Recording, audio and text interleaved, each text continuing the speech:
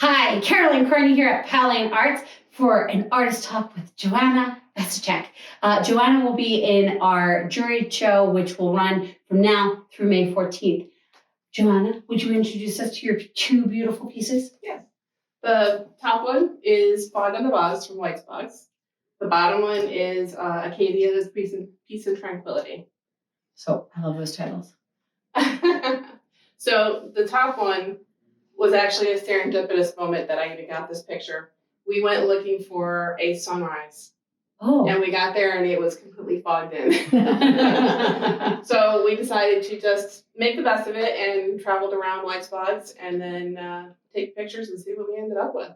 And that's how I ended up with this one. Well, the light is so striking because this almost appears monochromatic because of the way that the light is. And then as you're drawn into it, which you've done beautifully with the two inversions coming together, you start to pick up the reds and see that this is not black, but rather a deep green, because the initial impression is that it's sepia. And you've really allowed the room for that. So serendipitous is a beautiful way to describe that. The coloring, the yellow coloring, is literally from the sun because it was sunrise. Oh, so yeah. That was the golden hour. Yeah. And this sings. You get such nice depth in it. And one of the things that I like about these two pieces is not just that they're juxtapositioned in terms of color. This has very vibrant blues with that great orange streak here. And this one is more golden, but also they're two different compositions. This one, you feel the sky swirling. It draws your eye down and then back around. And this one is drawing you into the center with its X. Yeah. How do you think about compositions when you're photographing them? So it's kind of interesting is in my head, I kind of frame out a shot. Okay. So I almost I'm looking at it and I'm like, can I see a frame around this?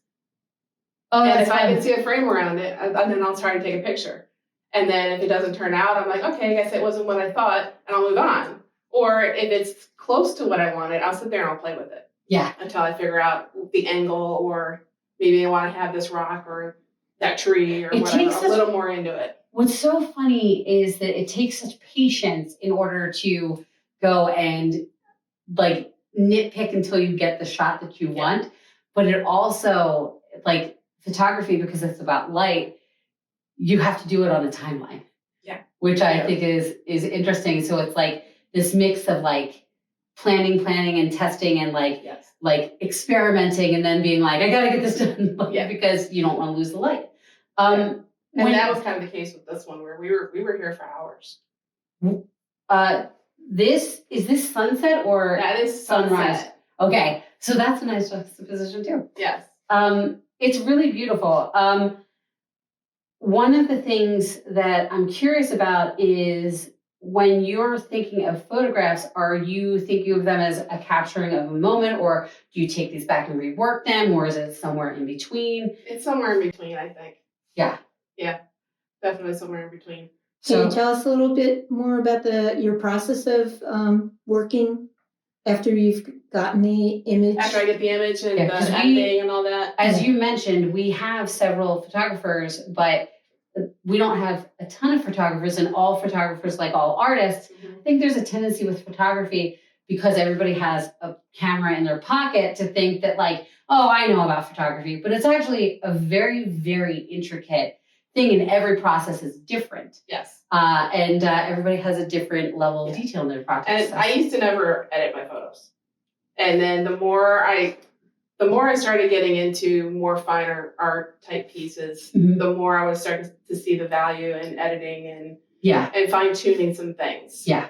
And the temperature of it, or to kind of create a mood, or the shadows and. Yeah. Well, and also you're creating something that speaks to you, that's trying to draw, I'm assuming that there is a larger meaning to you in the wilderness that you're trying to convey to the viewer. Yeah. And most of my work has a lot of water in it. I'm drawn to water. I'm also drawn to water. And earlier I said I was not a mountain person. I was more of a sea person or a big lake person. I got trampled on by two skiers. So what do you see in water that particularly draws you to it? Yeah, I'm curious about that too. It's just very peaceful to me. It's like this calming moment. I can just sit there and stare at the water all for hours on end.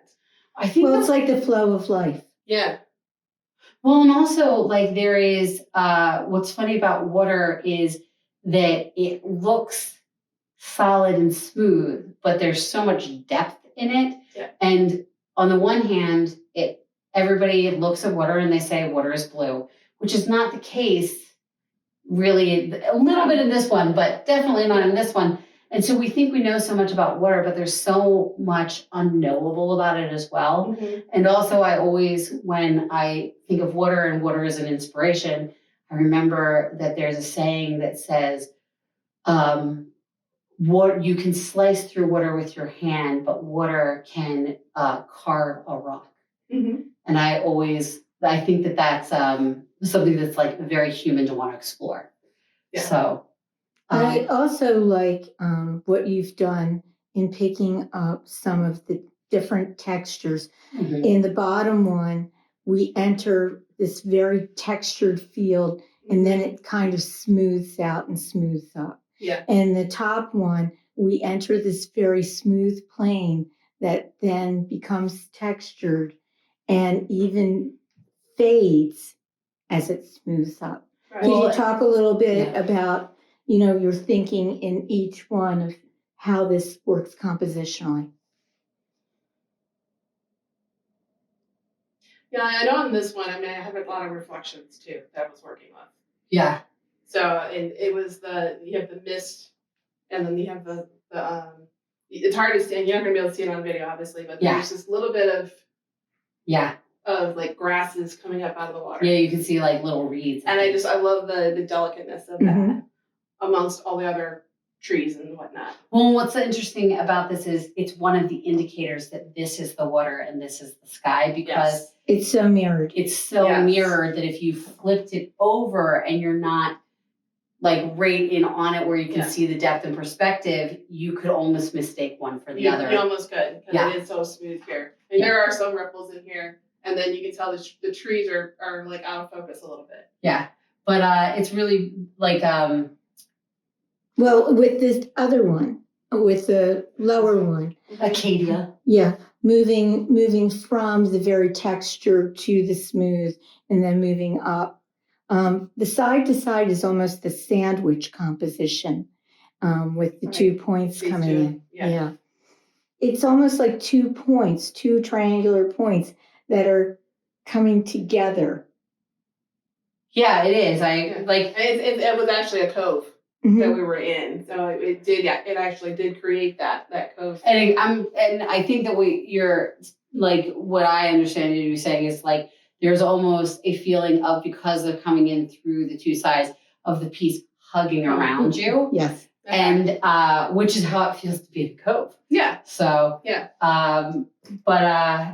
Did you think about that when you were capturing it? No, I didn't. And I took so many angles of this shot at different light times, because we ended up staying for doing Milky Way as well. Oh, okay. That's awesome. And that was our main goal.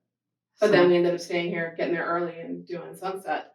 So I took this from many different angles. And then you ended up deciding on this one because something about the light. Yeah. The light in this one is what really, I love the light in this one.